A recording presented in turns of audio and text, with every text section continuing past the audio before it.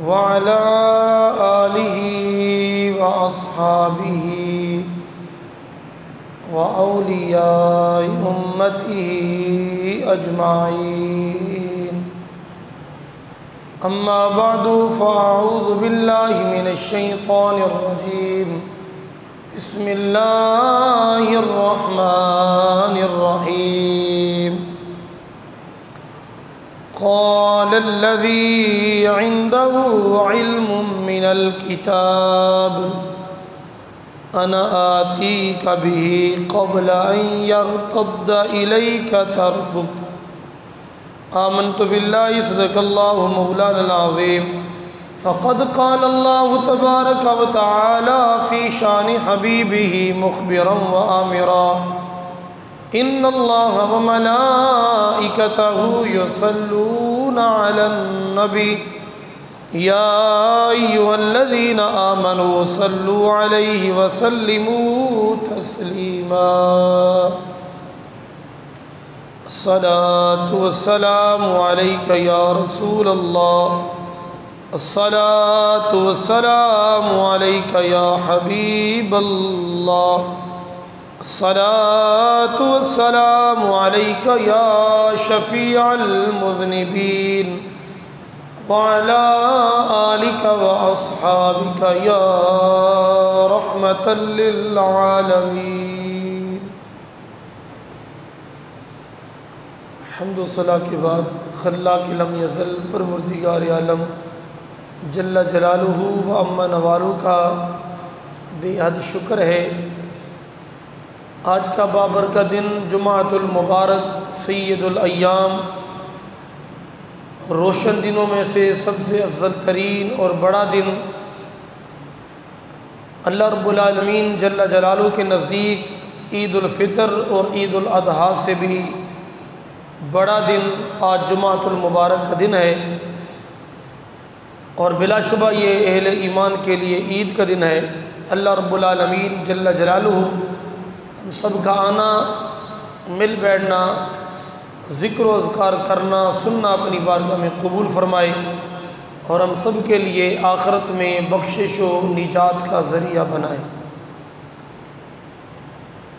گزشتہ چند جمعوں سے ہم اس ماہ مقدس کے اندر اللہ تعالیٰ کے کاملین، متقین، اولیاء اللہ کی عظمت کا ذکر کر رہے ہیں. بالخصوص سیدنا الشیخ عبد القادر جیلانی رضی اللہ تعالی عنہ کا ذکر خیر. اسی حوالے سے قرآن پاک میں سورۃ النمل کے اندر سے کلمات طیبات کی تلاوت کی ہے. اللہ رب العالمین جل جلالہ نے حضرت سلیمان علیہ السلام کے ایک امتی کا ذکر فرمایا کہ اللہ رب العالمین نے اس کو کس قدر شانیں، عظمتیں، رفعتیں اور بلندیوں سے نوازا ہے. اور اللہ رب العالمین جل جلالہ کے پیغمبر حضرت سلیمان علیہ السلام نے جب حضرت بلقیس کا تخت منگانا چاہا تو آپ نے اپنے دربار کے اندر اعلان فرمایا، تم میں سے کوئی ہے جو بلقیس کا تخت اٹھا کر میرے پاس لے آئے؟ تو اللہ تبارک و تعالیٰ کے پیغمبر کے اعلان کرنے کے بعد حضرت سیدنا سلیمان علیہ السلام کا ایک امتی کھڑا ہوا اور اس نے عرض کیا کہ حضور آپ مجھے حکم عطا فرمائیں، اجازت عطا فرمائیں، میں آپ کے پاس وہ تخت لے آتا ہوں. اور انداز گفتگو یہ ہے کہ آپ کی محفل برخاست ہونے سے پہلے میں تخت لاؤں گا. آپ نے فرمایا یہ بہت دیر ہے، یہ بہت تاخیر ہے، ہمیں اس سے بھی جلدی درکار ہے. اور جس نے کہا کہ محفل کے برخاست ہونے سے پہلے لاؤں گا وہ آپ کا امتی انسان نہیں، وہ جن ہے. جن نے کہا کیونکہ جنات بھی آپ کے ماتحت مسخر تھے اور آپ ان سے کام لیا کرتے تھے جیسے ہم مزدوروں سے لیتے ہیں اپنی مرضی کے ہر کام.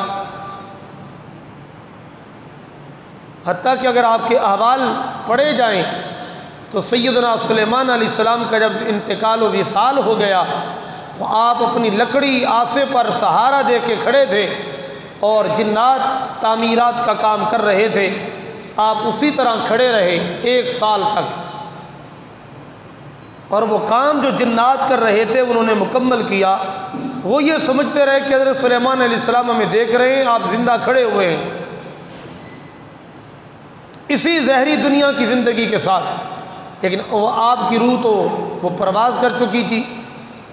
لیکن اللہ رب العالمین جل جلالہ نے اپنے پیغمبر کا شروع کیا ہوا کام مکمل جو کرانا تھا، آپ اپنے آسے پہ ڈنڈے پہ سہارا دے کے کھڑے رہے، حتیٰ کہ جب وہ کام کمپلیٹ ہونے کو تھا تو اللہ تعالیٰ نے زمین کا کیڑا جسے ہم دیمک کہتے ہیں، سوی کہتے ہیں، یہ دیمک لکڑی کو لگی ڈنڈے کو، اور اس نے اس کو لکڑی کو کمزور کیا، لکڑی ٹوٹی تو آپ زمین پر تشریف لے آئے۔ تب جنات نے اظہار کیا، سورۃ النمل پاک کے اندر موجود ہے، او ہم تو سمجھتے رہے کہ آپ زندہ ہیں، ہمیں دیکھ رہے ہیں، آپ کا تو انتقال ہو چکا ہے، ہم نے خام خواہ میں اپنے آپ کو مشقت میں ڈالے رکھا اور یہ کام کرتے رہے۔ تو آپ جنات سے بھی کام لیا کرتے تھے۔ تو جنات میں سے ایک جن نے کہا حضور آپ مجھے اجازت دے تو میں جا کر وہ تخت بلقیس کا لے آتا ہوں، لیکن محفل کے برخاست ہونے سے پہلے میں لے آؤں گا، یا تھوڑے سے لمحات اس میں فوراً بعد لے آؤں گا۔ آپ نے فرمایا یہ تاخیر ہے، ہمیں اس سے جلدی چاہیے، اتنا دیر سے ہمیں نہیں چاہیے۔ اور پھر آپ کے غلاموں میں سے، امتیوں میں سے ایک آدمی کھڑا ہوا جس کا نام آصف برخیہ ہے، آپ کی امت کا نیک ہے، ولی ہے، کامل ہے۔ اس نے اپنے پیغمبر کے سامنے کھڑے ہو کر عرض کیا حضور مجھے اجازت دو، میں حضرت بلقیس کا تخت اٹھا کر لے آتا ہوں۔ کتنی دیر میں لے آؤ گے؟ تو کہا قبل ان یرتد الیک طرفک، حضور یہ آنکھ بعد میں جھپکے گی، اس سے بھی پہلے لے آؤں گا۔ یہ قرآن پاک کے الفاظ ہیں، اور یہ سابقہ نبیوں کی امتوں کے یہ فضائل اور کمالات ہیں۔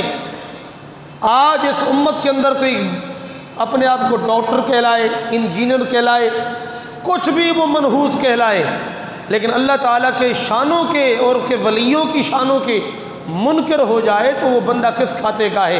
قرآن کہتا ہے کہ بنی اسرائیل میں حضرت سلیمان علیہ السلام کے امتیوں میں سے بھی ایک امتی ایسا ہے کہ جس کو اللہ نے یہ شان عطا فرمائی، اپنے پیغمبر کی بارگاہ میں عرض کیا حضور آپ مجھے اجازت تو دیں، آنکھ بعد میں جھپکے گی، اس سے بھی پہلے تخت لاؤں گا۔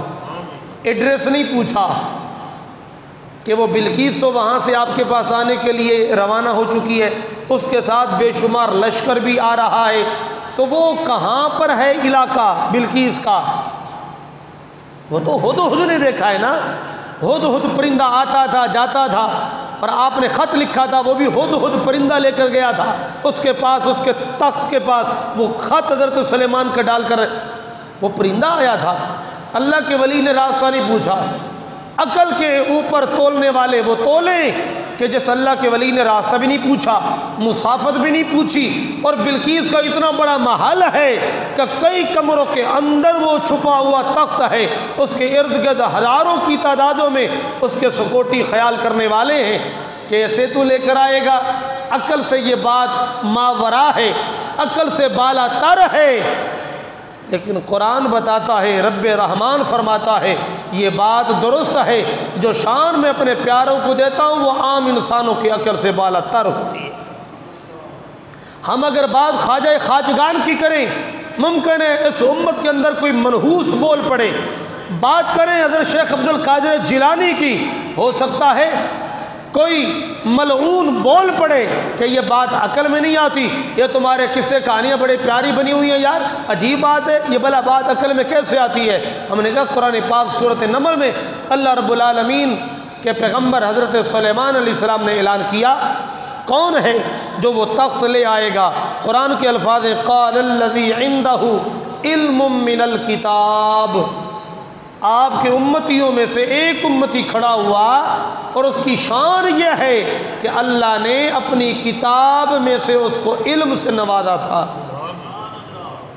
معلوم ہوا اللہ والے جاہل نہیں ہوتے، قرآن و حدیث کے عالم، متقی، تقوی والے، اللہ کے برگزیدہ لوگ ہوتے ہیں۔ تو جب بھی ہم ولی کہتے ہیں، موجودہ دور کے کڑے پہننے والوں کو نہیں کہتے، ہاتھوں میں کڑے ڈالنے والوں کو نہیں کہتے۔ شریعت نے کہا ایک انگوٹھی، وہ بھی 4 وہ ماسا کی، اب اس سے زیادہ انگوٹھیاں پہننے والوں کو ہم ولی نہیں کہتے۔ ولی ہم انہیں کہتے ہیں جو قرآن و حدیث کی معلومات کے بعد وہ صاحب تقوی ہو، صاحب علم ہو، صاحب نیک عمل ہو، ہم ان کو ولی کہتے ہیں۔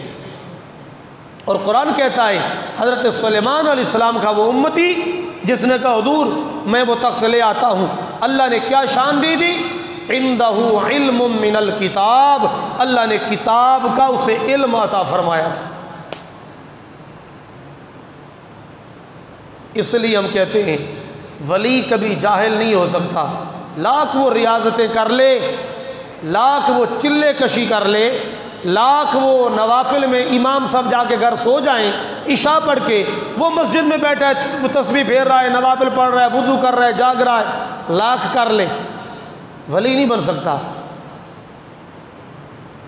اور حدیث پاک اس بات کی ثبوت دیتی ہے، فرمایا فقیہ واحد اشد علی الشیطان من الف عابد، ایک فقیہ عالم دین شیطان پر 1000 عبادت کرنے والوں سے بھی بھاری ہے۔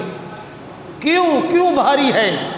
حالانکہ عبادت کرنے والے تو عبادت کر رہے ہیں اور عالم دین تو جا کے سو رہا ہے۔ تو کہا نہیں، وہ صاحب علم ہے، علم کی وجہ سے یہ عبادت کرے، ان کی عبادت بھی اس درجے کو نہیں پہنچ سکتی جو ایک اہل علم، اہل تقوی، اہل متقی کا آرام کرنا بھی اس کی عبادت سے اللہ کو پسند ہے۔ کیوں کہ یہ جتنی بھی عبادت کر لے شیطان ایک جھٹکا دے گا، اس کا دماغ پھر جائے گا، کوئی عقیدہ بگڑ گیا، کوئی عبادت بگڑ گئی، لیکن جو اہل علم ہوگا وہ فوراً دیکھے گا کہ یہ مجھے اس پہ کیا کرنا چاہیے، قرآن و حدیث کے بارے میں کیا تعلیم ہمیں دیتا ہے، وہ اسی انداز سے قرآن و حدیث کو اپنا پیشوا رہنما سمجھ کر اس پر چلے گا تو اس کا بیڑا پار ہو جائے گا۔ اب وہ اتنے سالوں سال راتوں کے راتیں جاگنے والا، اس کو ایک ٹپ لگائی اس نے اور چل بابا وہ چلا گیا۔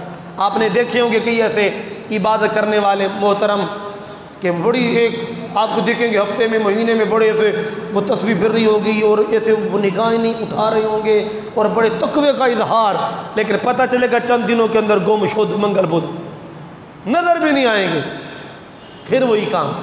تو اس لیے فرمایا ہم تو پہلے کہتے ہیں کہ ہمارے علماء نے لکھا کہ ولیوں کے لیے شرط ہے کہ وہ اہل علم ہو، جاہل عالم نہیں بنتے۔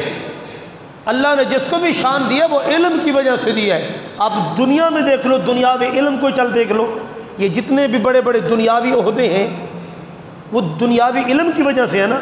تو جو یہ دینی عہدے ہیں، دینی مرتبے ہیں، وہ دین کی وجہ سے ملتے ہیں، جو اللہ کی بارگاہ سے مقبولیت کے ملتے ہیں۔ تو کبھی جاہل اللہ کا ولی نہیں بن سکتا، لاکھ وہ عبادتیں کر لے، ریاضتیں کر لے، ولی کے لیے شرط ہے کہ وہ عالم ہو، وہ قرآن و حدیث کی معلومات رکھنے والا ہو۔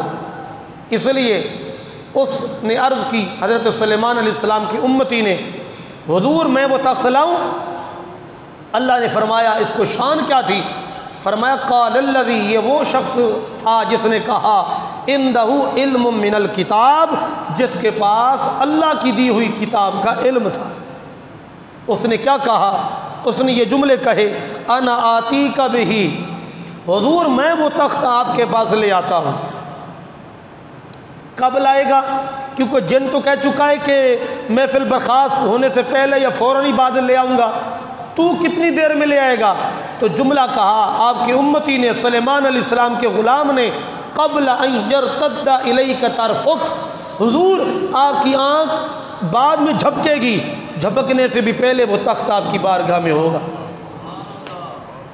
اگر یہ بات نہ ہوتی تو اللہ کے پیغمبر کہتے کہ یہ بات کہاں سے تو کیسے لا سکتا ہے؟ ابھی تو نے تو ایڈریس بھی نہیں پوچھا، سفر بھی نہیں پوچھا، کہاں پڑا ہوا ہے، کس کمرے میں پڑا ہے۔ صاحب ذرا بلقیس اپنے دور کی بادشاہ عورت تھی، ملکہ تھی، تو کتنا بڑا اس کا محل ہوگا، کس طرح وہ چھپا ہوا ہوگا۔ ہمارے گھر کے اندر سے کوئی چیز آسانی سے نہیں اٹھا سکتا، تو ملکہ کے گھر سے تخت اٹھانا کوئی مذاق ہے کیا؟ نہیں، آپ نے نہیں پوچھا۔ حضرت سلیمان علیہ السلام نے بتایا بھی نہیں۔ امتی نے نہیں کہا حضور مجھے سواری چاہیے ہوگی، تخت لا دوں گا، پھر لے آؤں گا، پھر کرایہ بھی تو چاہیے ہوگا۔ چلو یہ باتیں ساری بات کی ہیں، لیکن اللہ کے ولی نے اتنا کہا، سلیمان علیہ السلام کے امتی نے، حضور میں لاتا ہوں اور آنکھ جھپکنے سے بھی پہلے لاتا ہوں۔ بتاؤ ایمانداری سے آپ بتائیں، ہم اللہ کے ولیوں کی شان ماننے والے ہیں، جو بھی اللہ کا ولی سچا ہے، کسی اور کی نہیں، ہم تو مانتے ہیں، لیکن مجھے بتائیں عقل میں اگر یہ بات سوچیں تو آتی ہے؟ نہیں آتی۔ تو کرامت اسے ہی کہتے ہیں، ایسی شان، ایسا کمال اللہ اپنے پیاروں کو دے دے کہ جو عام انسان کی عقل میں نہ آئے، وہی تو کمال ہے۔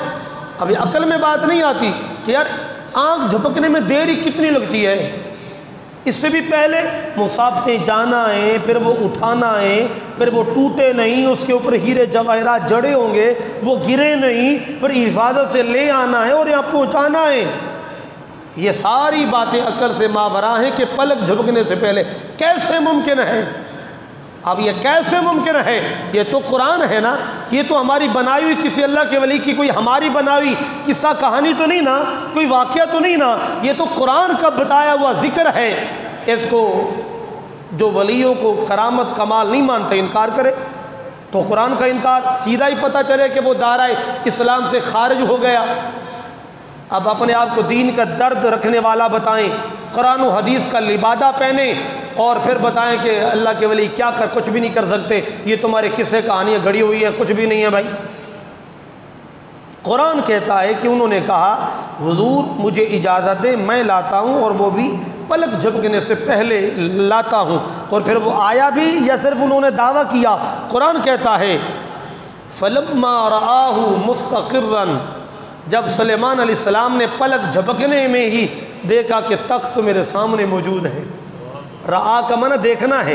فلما رآہ، جب آپ نے اس تخت کو دیکھا کہ بلقیس کا تخت تو آنکھ جھپکنے سے بھی پہلے میرے سامنے آ گیا، تو کیا کہا کہ میرے امتی کا کمال ہے، میرا کمال ہے؟ نہیں، یہ ہے اللہ والوں کی نشانی۔ حضرت سلیمان علیہ السلام نے جب سامنے تخت دیکھا تو فرمایا ھذا من فضل ربی، یہ فقط میرے رب کا فضل ہے۔ علم بھی رب کا فضل ہے، اس پہ مقبولیت کی مہر لگ جائے وہ بھی اللہ کا فضل ہے۔ اللہ اس میں سے کوئی اللہ اپنے پیارے کی شانوں کا اظہار کر دے، یہ بھی اللہ کا فضل ہے۔ اللہ کا فضل نہیں تو کسی کے پاس کچھ نہیں، جس کے پاس جتنا ہے وہ رب کا فضل ہے۔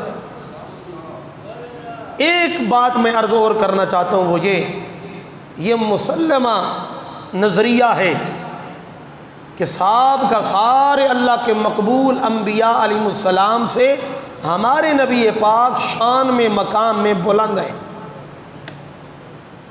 اور اسی طرح صاحب کا امتوں کے ولیوں اور علماء میں سے اس امت کے ولی اور علماء بھی شان میں ان ولیوں سے بلند ہیں۔